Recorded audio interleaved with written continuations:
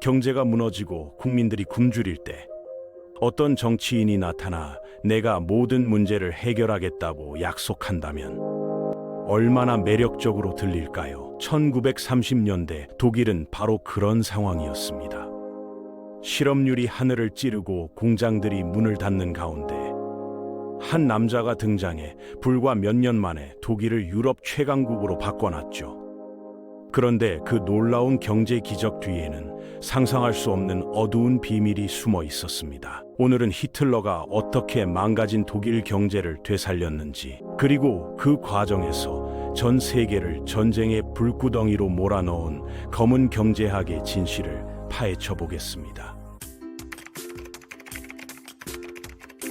이야기는 한 세기 전으로 거슬러 올라갑니다. 제1차 세계대전이 끝난 후 독일이 직면한 현실은 참담했습니다. 전쟁에서 패배한 대가로 프랑스를 중심으로 한 연합국들이 베르사유 조약을 통해 독일에게 천문학적인 배상금을 요구했거든요. 그 금액이 얼마나 말도 안 됐는지, 심지어 승전국인 미국과 영국조차 프랑스의 요구가 과하다고 우려할 정도였습니다. 게다가 독일은 해외 식민지를 모두 잃었고 군대 규모는 10만 명으로 제한됐으며 라인란트 지역은 연합국에 의해 점령당한 상태였죠. 이런 상황에서 미국발 대공황이 독일을 덮쳤으니 이건 정말 설상가상이었습니다. 독일의 실업자 수는 무려 620만 명에 달했고 실업률은 32%라는 충격적인 수치를 기록했죠. 대형 은행들이 연쇄적으로 무너지면서 국민 소득은 42%나 급감했습니다. 독일 경제는 말 그대로 바닥을 쳤던 겁니다. 그런데 바로 이런 절망적인 상황에서 한 가지 의문이 생기지 않나요? 이렇게 완전히 망가진 독일이 어떻게 불과 몇 년 후에 온 유럽을 상대로 전쟁을 벌일 수 있었을까요? 그 엄청난 탱크들과 전투기들, 수백만 명의 군대는 도대체 어디서 나온 걸까요? 답을 찾기 위해서는 1920년대 독일 사회의 모습을 먼저 살펴봐야 합니다. 1920년대 독일 사회는 그야말로 카오스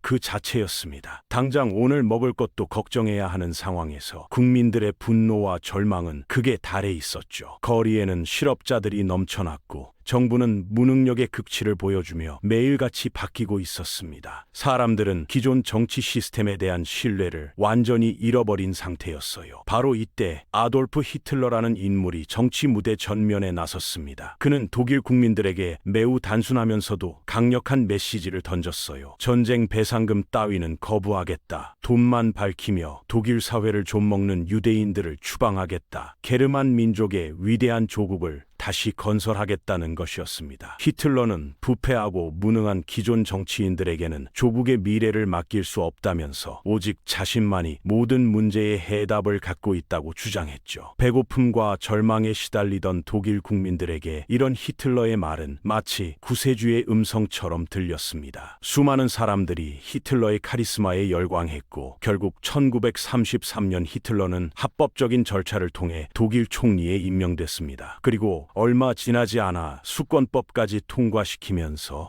독일의 절대 권력자가 됐죠.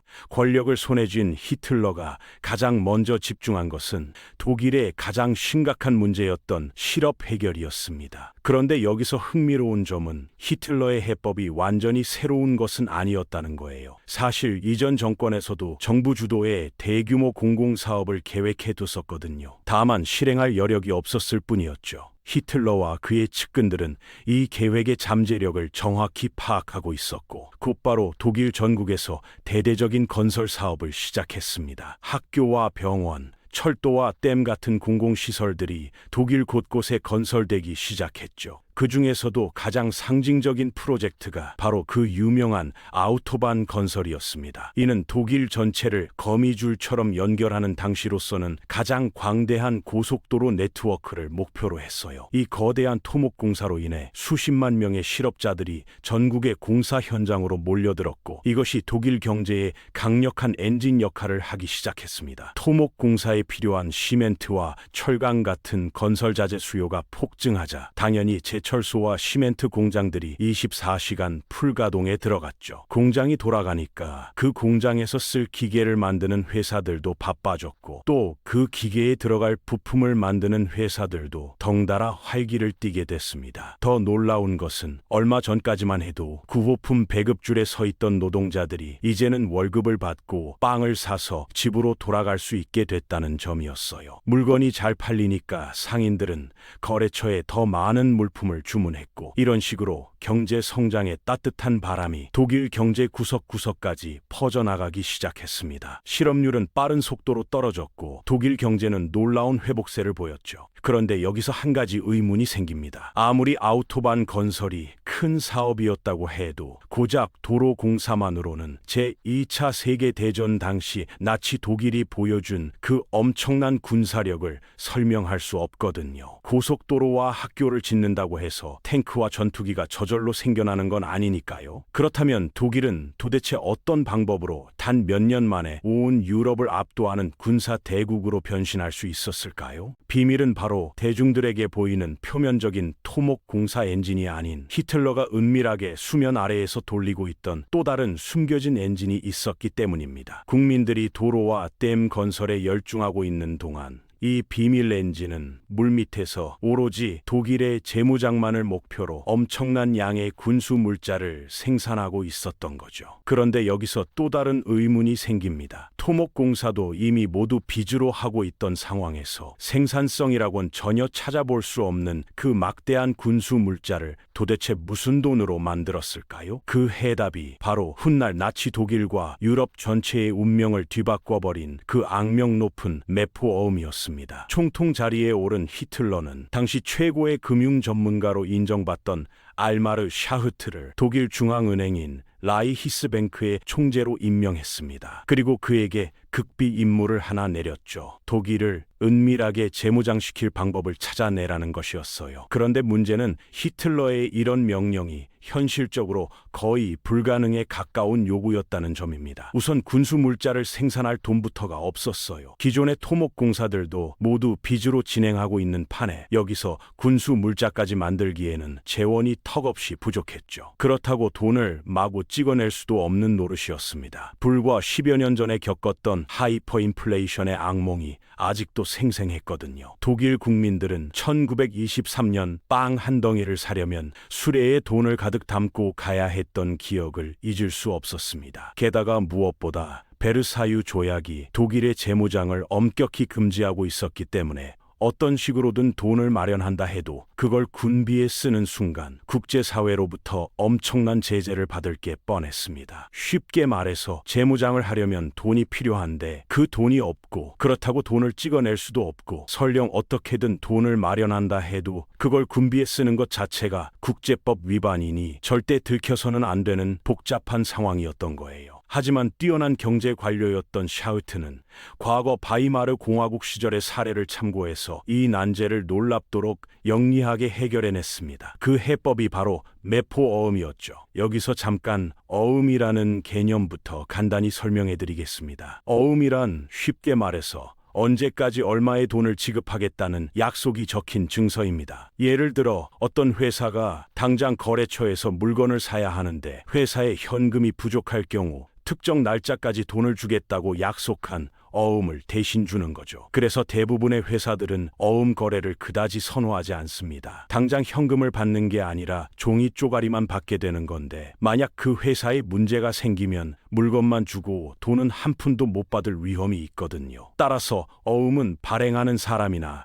회사의 신용도가 무엇보다 중요합니다. 이것이 어음의 기본 원리예요. 샤우트는 바로 이 어음 시스템을 활용해서 비밀 재무장을 추진했던 거죠. 그런데 왜 이걸 메포어음이라고 부르는 걸까요? 메포라는 이름은 어음 발행 주체에서 나왔기 때문입니다. 정확한 회사명은 금속공학연구유한회사였는데 독일어 앞글자를 따서 메포라고 불렀어요. 그런데 이 회사는 사실상 이름만 존재하는 페이퍼 컴퍼니, 즉 유령 회사였습니다. 메포어음의 작동 원리는 의외로 단순했어요. 먼저 정부가 민간 군수업체에 탱크나 기타 군수 물자를 주문하는 것부터 시작됩니다. 그러면 해당 업체는 대금 청구서를 정부가 아닌 매포라는 회사에 보냈고, 매포는 현금 대신 언제까지 원금의 이자를 더해서 갚겠다는 약속 어음을 발행했죠. 즉, 군수 물품에 대한 대금을 정부가 직접 지불하는 게 아니라 매포라는 유령 회사가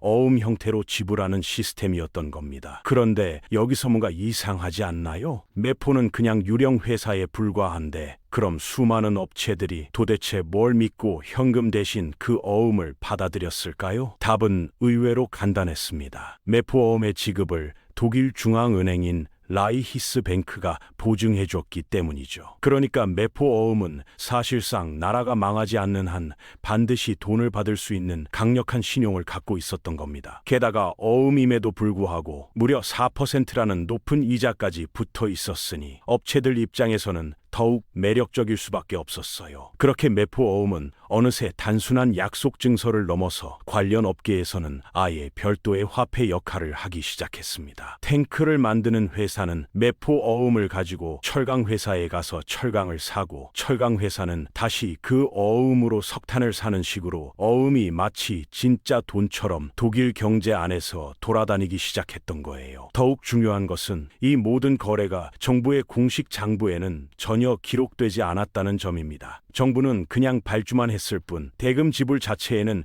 아무런 관여도 하지 않았으니까요. 그래서 표면적으로 보면 독일의 군비 지출은 전혀 변화가 없는 것처럼 보였죠. 바로 이런 교묘한 방식으로 독일은 돈을 직접 찍어내지 않으면서도 막대한 자금을 투입해서 수많은 군수 공장을 가동시켰습니다. 이를 통해 수백만 개의 일자리를 창출하면서 엄청난 양의 군수 물자를 생산해냈죠. 32%나 됐던 독일의 실업률이 1% 미만까지 떨어졌다는 사실만 봐도 그 효과가 얼마나 대단했는지 알 수 있습니다. 그런데 아마 여러분들도 이미 눈치채셨겠지만 독일의 이런 경제 시스템에는 근본적인 문제가 숨어 있었습니다. 매포 어음도 결국 언젠가는 갚아야 할 빚이었거든요. 게다가 원금에 이자까지 더해서 갚는 형태였기 때문에 이걸 적절히 관리하지 못하면 언젠가 독일 경제를 파괴할 시한폭탄이 될 가능성이 매우 높았어요. 바로 이 지점에서 샤흐트와 히틀러, 더 나아가서는 독일의 운명 자체가 갈라지게 됩니다. 모든 시스템을 설계했던 샤흐트에게 매포 어음이란 어디까지나 폐허가 된 국가를 재건하기 위한 임시 방편에 불과했습니다. 그는 매포 어음이라는 극약 처방을 통해 독일 경제가 어느 정도 궤도에 오르면 점차 군수 부문의 비중을 줄이고 민간 부문을 성장시켜서 국가 경제를 정상화해야 한다고 생각했죠. 즉, 샤흐트에게 재무장이란 경기 부양을 위한 일시적 수단이었지 그 자체가 목적은 아니었던 겁니다. 그래서 그는 처음부터 1934년에 시작된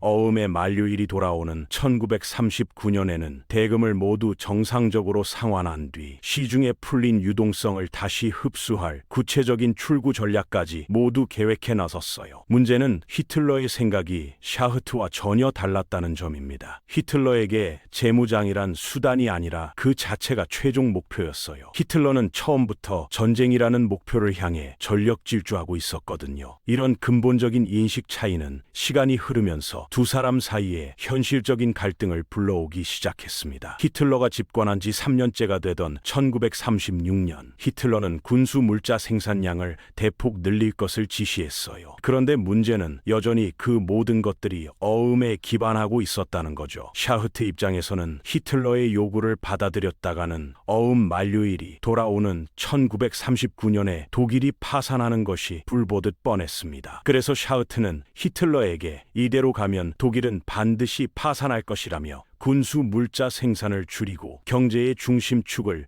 민간 부문으로 옮겨야 한다고 강력히 건의했죠. 하지만 히틀러는 샤흐트를 경제를 모르는 자라고 일축하며 자신의 의지대로 군수 물자 생산을 폭증시켰습니다. 당연히 시중에는 매포 어음이 폭발적으로 풀려나갔죠. 결국 따지고 보면 히틀러는 샤흐트와는 달리 애초부터 정상적인 방법으로 빚을 갚을 생각 자체가 없었던 거예요. 처음부터 이른바 전쟁으로 갚는 방식 하나씩만을 염두에 두고 있었던 겁니다. 즉, 전쟁을 일으켜서 다른 나라의 국고를 털어먹고 자원을 약탈해서 빚을 갚겠다는 것이었죠. 실제로 전쟁이 벌어진 후에는 그렇게 하기도 했고요. 게다가 무엇보다 어느 순간부터는 히틀러의 개인적 의지와는 별개로 전쟁이 국가 붕괴를 막을 수 있는 사실상 유일한 탈출구가 되어버렸습니다. 그냥 앉아서 파산할 것인지 아니면 전쟁을 일으켜서 빚을 갚아볼 기회라도 만들 것인지, 이 두 가지 선택지 중에서 히틀러가 무엇을 선택할지는 너무나 뻔한 일이었죠. 결국 매포어움을 활용한 재무장과 경제 부흥이라는 것은 처음부터 전쟁이라는 요소 없이는 결코 지속될 수 없는 불안정한 체제였던 것입니다. 1936년은 나치의 운명을 결정지은 해였다고 할 수 있습니다. 히틀러가 샤우트의 조언을 무시하고 매포어움을 정상적으로 갚을 길을 포기한 이상 전쟁은 더 이상 선택사항이 아닌 필연이 되어버렸거든요. 히틀러는 지난 1차 대전의 경험을 통해 전쟁이 벌어지면 즉시 독일의 해상 교통로가 봉쇄될 것이라는 점을 누구보다 잘 알고 있었어요. 그래서 그는